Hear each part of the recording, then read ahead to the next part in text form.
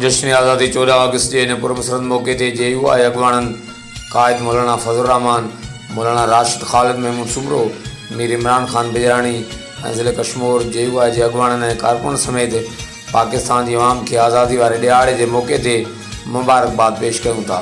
दुआगू आहियूं त वतन अज़ीज़ सदाईं अमन तरक्की ऐं ख़ुशहाली जे रस्ते ते गामज़न रहे। पारां बजराणी ज़िले कशमोर क़ंधकोट ऐं इलाइक़े जी बाशऊर अवाम।